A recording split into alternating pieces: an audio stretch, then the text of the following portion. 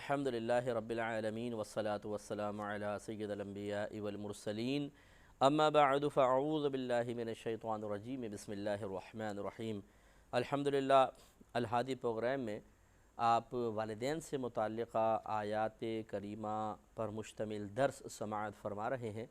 ہم نے پچھلے پروگرام میں اور کئی پروگرامز سورہ بنی اسرائیل کی آیت نمبر 23 پر کیے ہیں، جس میں اللہ تبارک و تعالی نے والدین کے ساتھ اچھے سلوک کے ساتھ ساتھ ان سے بدتمیزی کو منع فرمایا، اور جب وہ بڑھاپے کی حالت میں پہنچ جائیں تو ہمیں اپنی حالت پر قیاس کرتے ہوئے ان کے ساتھ اچھا سلوک کرنے اور اللہ تبارک و تعالی کی بارگاہ میں ان کے لیے دعائیں کرنے کا حکم دیا ہے۔ اپنے اوپر قیاس کرنے کا مطلب کہ اپنے بچپن کی حالت میں کہ جب ہم محتاج تھے، والدین ہماری خدمت کر رہے تھے، اب یہ محتاج ہیں تو ہمیں ان کی خدمت کرنی ہوگی۔ اور جیسے کہ میں نے آپ کو پروگرام کے لاسٹ میں ایک جملہ عرض کیا تھا کہ ہمارے والدین بھی ایک وقت تھا کہ وہ چھوٹے تھے، ان کے والدین نے ان کی خدمت کی، پھر ہمارے والدین بڑے ہو گئے، پھر وہ بوڑھے ہوئے، تو جو ان کے بچپنے کی حالت تھی وہ دوبارہ بڑھاپے کی صورت میں لوٹ کر گویا کہ آئی۔ ایسے ہی ہم بھی تو بچپن میں تھے، تو ہماری حالت بھی یہ لوٹ کر آئے گی اگر زندگی رہی اور ہم نے بڑھاپے کی دہلیز پہ قدم رکھ لیا، تو کہ ہم بھی پھر ایسی ہوں گے کہ ایک دفعہ پھر محتاج بنیں گے اور ہماری اولاد پھر ہمارے لیے خدمت کر رہی ہوگی، خدمت گزار خدمت گار بدل جائیں گے۔ جب ہم چھوٹے تھے تو خدمت والدین کے سپرد تھی، جب ہم بوڑھے ہو جائیں گے تو خدمت اولاد کے سپرد ہوگی۔ یہی سائیکل چلتا رہے گا اور یہی معاملات ہوتے رہیں گے کہ پھر والدین جو ہمارے بچے ہیں ان کی ہم نے خدمت کی ہے، پھر ہم بوڑھے ہو جائیں گے وہ ہماری کریں گے، پھر وہ بوڑھے ہو جائیں گے ان کے بچوں کی خدمت کریں گے۔ تو اس لیے اچھی طرح یاد رکھیں کہ مکافات عمل کے امکانات بہت زیادہ ہیں۔ مکافات عمل کا مطلب جیسا آپ نے کسی کے ساتھ کیا ہے ویسا ہو سکتا ہے آپ کے ساتھ بھی عن قریب ہو جائے۔ اللہ تعالیٰ نے ایسا ایک ماحول بنا دیا ہے کہ جو ہم کسی کے ساتھ سلوک کریں گے متوقع ہے کہ وہ سلوک ہمارے ساتھ بھی ہو جائے۔ مثلا اگر ہم نے اپنے والدین کے ساتھ بدتمیزی کی، ہو سکتا ہے ہماری اولاد کرے۔ اگر ہم نے بڑھاپے کی حالت میں اپنے والدین کو چھوڑ دیا یا ان کے ساتھ بدسلوکیاں کیں تو پھر ایک وقت آئے گا، ہو سکتا ہے ہم پہ بڑھاپے کی حالت آئے اور ہمارے بچے چھوڑ دیں۔ تو لہٰذا ایک آسان سا اصول اور بھی ہمیں اپنا لینا چاہیے، سوچ اور فکر کو اپنے ذہن میں جگہ دینی چاہیے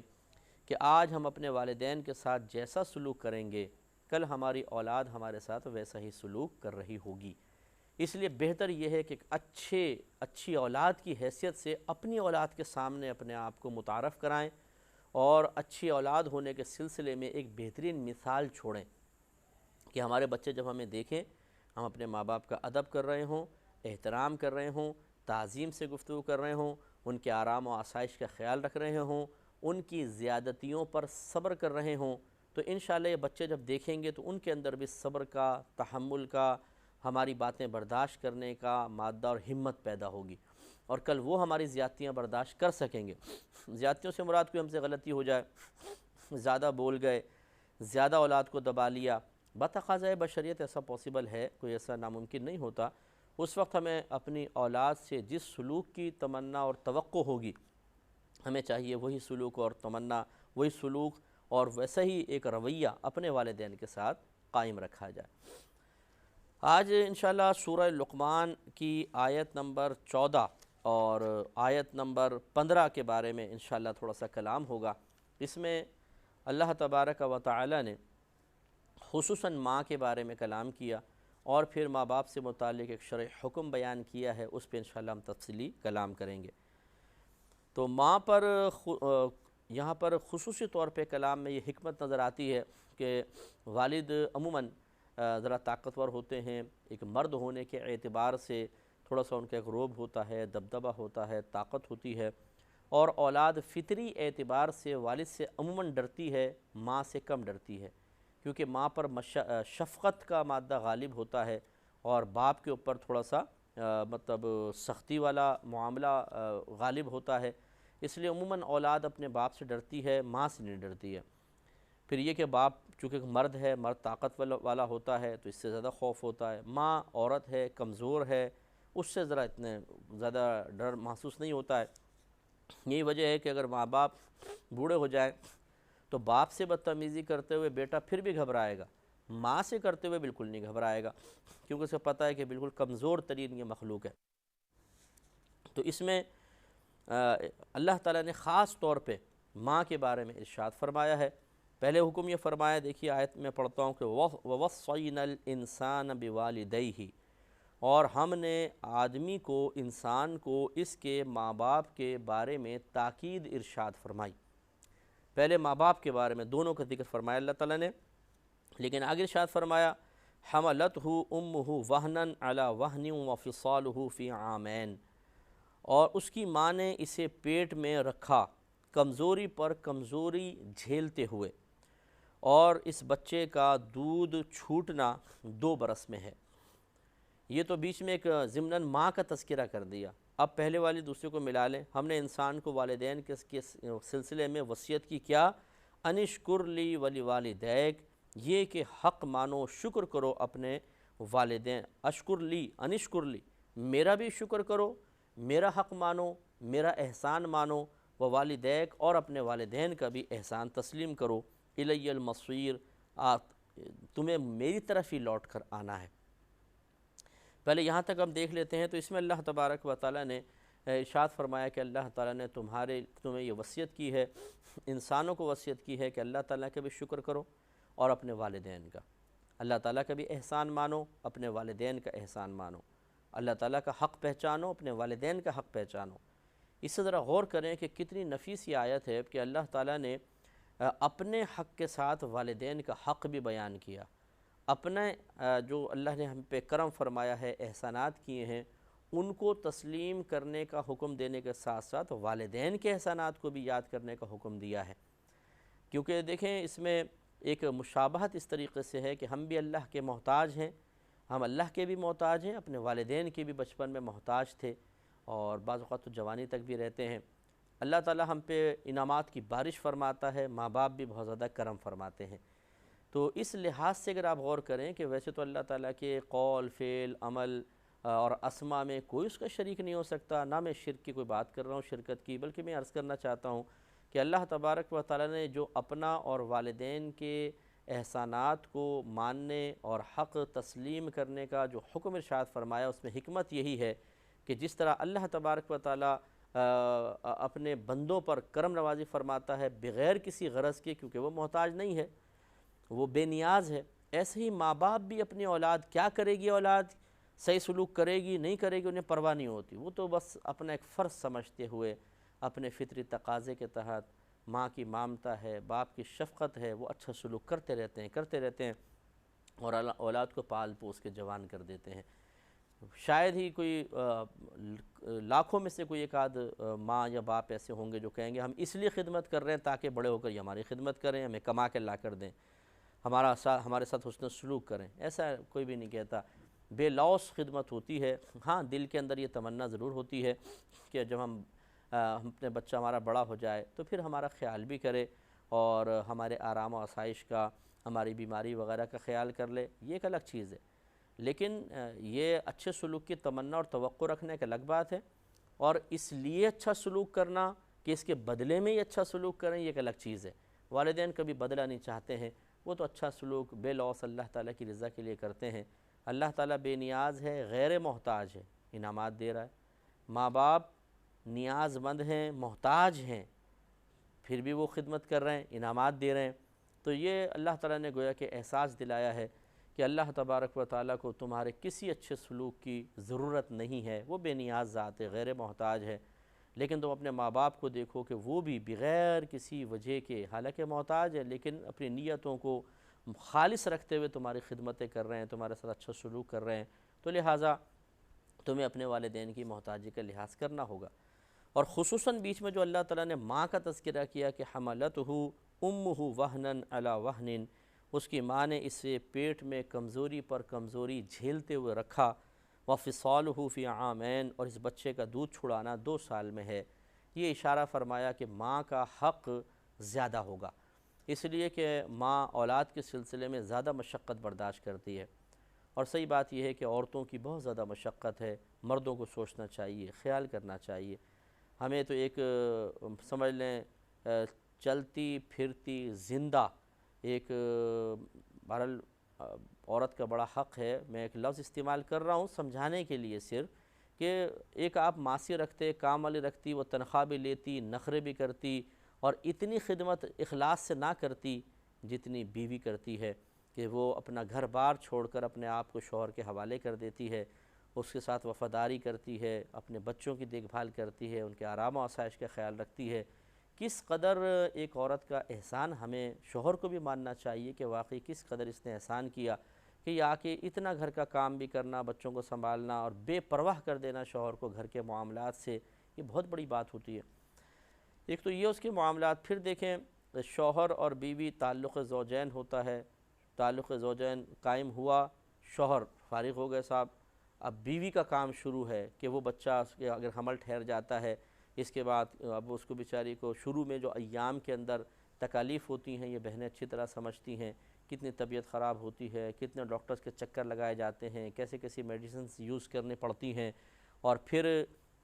یہ نہ کرو وہ نہ کرو، سیڑھی چڑھتے ہوئے احتیاط کرو جی، اترتے ہوئے احتیاط کرو، اسکوٹر میں نہ بیٹھو، گڈھے میں جھٹکا نہ کھاؤ۔ پھر جیسے جیسے ڈیز آگے بڑھتے ہیں ویسے ویسے عورت کی احتیاط بڑھ جاتی ہے، اپنے پیٹ میں بچے کو لے کر بیچاری سارے کام کر رہی ہوتی ہے۔ بعض گھر ایسے بھی ہوتے ہیں کہ اس میں اتنے کیئر نہیں کی جاتی ہے بہو کی، وہ حاملہ ہے بیچاری، اس کے پیٹ میں بچہ ہے، لیکن وہ کپڑے بھی دھو رہی ہے، کچن میں کام بھی کر رہی ہے، اور ساس صاحبہ آرڈر دیتے ہوئے کہہ رہی ہیں کہ جی ہمارے ہاں تو ایسی ہوتا ہے، تم بڑی لاڈلی آ گئی ہو اپنے ماں باپ کی اور بڑا ہو گیا، کرو سارا کہ ہم نے بھی ایسے ہی کیا تھا۔ اب پتہ نہیں کیا تھا کہ نہیں کیا تھا، کون سا کسی نے دیکھا ہے، وہ کہتے ہیں جی ہم نے بھی کیا تھا، چلو سچ مان لیتے ہیں کہ آپ نے بھی کیا ہوگا، لیکن آپ کا دور اور وہ خالص غذائیں اور آج کل کا دور اور یہ جعلی غذائیں، اس میں زمین آسمان کا فرق ہے۔ آج کل کی لڑکی اور پرانے زمانے کی خواتین، ان میں ہمت تھی، جرأت تھی، ان کی غذائیں خالص تھیں، ایک گھر کے ماحول تھے۔ اب وہ ماحول بدل گیا ہے، غذائیں ناقص ہو گئی ہیں، اب بہرحال تو بہت ہی ڈفرینس آ گیا ہے ماحول میں اور معاشرے کے رہن سہن میں، لیکن آج کل کی جو خواتین، جو پرانی خواتین ہوتی ہیں، وہ آج کل کی بچیوں کو اسی زمانے پر قیاس کر رہی ہوتی ہیں اور اسی طریقے کا رویہ اختیار کرنے کی کوشش کرتی ہیں۔ بہرحال یہ بھی کوئی معاملہ نہیں، سمجھانے کا مقصد یہ ہے کہ ایک عورت، شوہر سوچے، مرد حضرات سوچیں کہ ایک عورت کس طرح بعض وقت 9 مہینے، 8 مہینے، 7 مہینے تک ایک مسلسل ایک ٹینشن برداشت کرتی ہے، بچے کو پیٹ میں لے کے چلنا، پھر اٹھنے بیٹھنے کی احتیاطیں، کھانے پینے کی احتیاطیں، کس قدر تکلیف، اور پھر جب بچے کی پیدائش، یہ ایک عورت کے لیے بہت ہی بڑی آزمائش ہوتی ہے۔ جو تکالیف اس وقت عورت سہ رہی ہوتی ہے، مرد تو اس سے بالکل آزاد ہوتا ہے۔ 9 مہینے تک عورت نے اذیت برداشت کی، مرد نے تو نہیں کی، ماں کر رہی ہوتی ہے۔ اسی لیے میں نے آپ کو شاید یاد ہوگا ایک حدیث عرض کی تھی کہ ایک صحابی نے نبی کریم صلی اللہ علیہ وسلم کی خدمت میں عرض کی، وہ اعرابی صحابی تھے، کہ یا رسول اللہ میں نے اپنے ماں کو اپنے کندھے پر بٹھا کر 6 میل تک ایسے راستے پر سفر کیا ہے کہ جو اتنا گرم تھا کہ اگر اس میں ایک گوشت کا ٹکڑا رکھ دیا جائے تو بھن کر کباب ہو جائے، اتنا گرم راستہ تھا، یعنی کچا اگر میں ٹکڑا رکھ دیتا بھن کر کباب بن جاتا، اور ایسے راستے پر اپنی ماں کو اپنے کندھے پر اٹھا کے میں نے 6 میل تک سفر کیا، تو کیا میں نے اپنی ماں کے خدمت کا حق ادا کر دیا؟ تو رحمت کونین صلی اللہ علیہ وسلم نے ارشاد فرمایا کہ تیری پیدائش کے وقت تیری ماں نے جو درد کے جھٹکے سہے تھے، شاید یہ ان میں سے کسی ایک کا بدلہ ہو جائے۔ تو اندازہ کریں کہ ہمارے نبی کریم صلی اللہ علیہ وسلم کیسے ماں کی اس تکلیف کا، اس پریشانی کا، اس آزمائش کا خیال فرما رہے ہیں۔ ذرا چشم تصور سے دیکھیے، خصوصاً فرسٹ ڈیلیوری میں عورت کو کتنے خدشات ہوتے ہیں، ڈیلیوری میں عورت کا انتقال بھی ہو سکتا ہے، بہت سی مائیں مر جاتی ہیں بیچاری ڈیلیوری کیسز کے اندر، اس ماں کو ایک خوف ہوتا ہے، پتہ نہیں میں بچوں گی نہیں بچوں گی، آئندہ میں اپنے گھر والوں کو دیکھ سکوں گی نہیں دیکھ سکوں گی۔ بعض اوقات 9 مہینے تک ماں بچے کو اپنے پیٹ میں رکھتی ہے، ہر طرح خیال کرتی ہے، اور پتہ چلتا ہے کہ آخری وقت میں بچہ ایکسپائر ہو گیا، مردہ بچہ پیدا ہوا ہے، یا آپریٹ کر کے بعض اوقات پھر بچے کو نکالنا پڑتا ہے، مر چکا ہوتا ہے۔ کس قدر ماں کو پھر اذیت اور تکلیف ہوتی ہوگی، اور پھر جب بچہ پیدا ہوگا نارمل بھی ہو، پھر بہرحال جو آزمائشیں ہیں وہ ماں ہی بہتر جانتی ہے۔ اس کے بعد پھر اس کا سلسلہ ختم نہیں ہوا، بلکہ اب دودھ پلانا ہے۔ دودھ سمجھ لیں خون سے بنتا ہے، ماں خون جگر پلا کے اپنے بچے کو توانائی دیتی ہے، فراہم کرتی ہے۔ اسی لیے ماں کو کہا جاتا ہے جب بچہ پیدا ہوتا ہے بھی کھاؤ پیو تاکہ تمہارا ذرا جسم میں لگے اور دودھ بنے اور بچہ وہ پیے، کیونکہ اگر ماں کھاتی پیتی نہیں ہے تو جو اس کا مطلب بلڈ سے دودھ بنے گا اور وہ دودھ بچہ پیے گا تو ماں کمزور ہوتی جاتی ہے، اس کی ہڈیاں کمزور ہو جاتی ہیں، اس کی جسمانی نشو و نما عورت کی متاثر ہو جاتی ہے، اور اس لیے جو بیچاری عورتیں زیادہ نہیں کھلا پلا سکتی ان کی صحت خراب ہو جاتی ہے۔ تو اس لیے مرد حضرات کو بھی تھوڑا سا غور کرنا چاہیے، اولاد بھی تھوڑا سا غور کرے۔ مرد حضرات کو یوں غور کرنا چاہیے، خصوصاً جیسے شوہر ہے اسے بیوی کے بارے میں سوچنا چاہیے کہ اگر ایسا ہوتا کہ مردوں کو 9 مہینے تک بچے کو پیٹ میں رکھنا ہوتا تو کیا ہوتا، ذرا سوچئے۔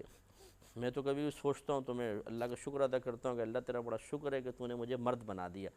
کہ 9 مہینے تک بچے کو پیٹ میں لے کے گھومنا وہ بڑا مشکل کام ہے بھائی۔ مردوں کی حالت آپ نے دیکھی ہوگی، کبھی بچہ رو رہا ہو نا، بیوی کہتی ذرا سنبھالنا بچے کو، میں 2 منٹ میں کچن سے آئی، اب اٹھائے گا خاموش خاموش ہو جا، وہ نہیں ہو رہا خاموش، وہ چیخے مار رہا، تو بھائی پکڑو، بس تم سنبھالو، اولاد میں نہیں سنبھال رہا، میرے بس کی بات نہیں ہے۔ ارے بھائی 2 منٹ میں آپ نے تو کہا میرے بس کی بات نہیں ہے، اور یہ بچے کی چیخ پکار رونا چنگھاڑنا عورت 24 گھنٹے برداشت کر رہی ہوتی ہے۔ تو اس وقت ذرا سا احساس تو کر لیا جائے ایک ماں کے بارے میں کہ وہ کس قدر مشقت برداشت کر رہی ہے۔ اسی طرح جو بچے کی پیدائش کا معاملہ اگر مردوں کے ساتھ ہوتا تو کیا ہوتا، تو واقعی یہ اتنی آزمائش اور یہ خوف اور ٹینشن، اس کے بعد پھر بچوں کو دودھ پلانا، پھر اس کے پیشاب وغیرہ کا خیال کرنا، غذاؤں کا خیال کرنا، پھر اسی طرح بعض اوقات تو جب بچہ روتا ہے شوہر صاحب اٹھے، بھائی اس کو خاموش کراؤ، میں دوسرے کمرے میں جا کے سو رہا ہوں، وہاں جا کے سو گئے۔ ماں کیا کر رہی ہے، وہ ساری رات جاگ رہی ہے بیچاری، پھر اگلے دن کام بھی کرنا، یہ نہیں کہ چلو ساری رات جاگی ہے تو بچے کو سلا کے وہ بھی سو گئی، اس کے کام بھی کرنا ہے گھر کا۔ تو یہ یعنی عورت ماں کی زندگی ایک بہت بڑی آزمائش ہوتی ہے۔ پھر اکثر جب اولاد تھوڑی تھوڑی بڑی ہونے لگتی ہے، سارے معاملات وہ فیس کرتی ہے، اولاد کوئی خراب کام کر لیا، کوئی غلط حرکت کر لی، اب ماں بیچاری ڈر رہی ہے کہ باپ بڑا سخت ہے، مارے گا پیٹے گا کچھ کر نہ دے، تو وہ ڈھال بن رہی ہے، معاملے حل کر رہی ہے۔ غرض ہے کہ ماں کی زیادہ آزمائشیں ہوتی ہیں، اسی لیے اللہ تبارک و تعالیٰ نے، اس کے رسول کریم صلی اللہ علیہ وسلم نے ماں کے بارے میں زیادہ حق بیان کیا۔ آپ کو یہ حدیث عرض کی تھی کہ ایک شخص نے آ کے عرض کی، یا رسول اللہ صلی اللہ علیہ وسلم مجھ پر سب سے زیادہ حق کس کا ہے؟ اور یہ مسلم شریف کی روایت ذہن میں رکھیے گا۔ تو رحمت کونین صلی اللہ علیہ وسلم نے ارشاد فرمایا کہ تمہاری والدہ کا۔ عرض کی ان کے بعد؟ فرمایا تیری والدہ کا۔ پھر عرض کی اس کے بعد؟ فرمایا تیری والدہ کا۔ 3 دفعہ فرمایا۔ چوتھی مرتبہ پوچھا رسول اللہ اس کے بعد؟ فرمایا تیرے والد کا۔ تو اس سے فقہاء نے یہ مسئلہ نکالا کہ ماں کا حق باپ سے 3 گنا زیادہ ہے۔ لیکن میں آپ کو مسئلہ یہ بھی میں نے غالباً سمجھا چکا ہوں کہ حق ماں کا زیادہ ہے اور تعظیم باپ کی زیادہ کی جائے گی، اس لیے کہ وہ ماں کا ہسبینڈ ہے، ماں کا شوہر ہے، اور جب ماں کو اپنے شوہر کی خدمت اور اس کا حق ماننے کا حکم دیا گیا ہے تو لازم بات ہے کہ ادب اور تعظیم کے لحاظ سے باپ زیادہ ہوگا تعظیم کے اعتبار سے۔ تو حق اور تعظیم میں کیا فرق بنے گا اس کو انشاءاللہ میں پھر ایک دفعہ کلیئر کر دوں گا نیکسٹ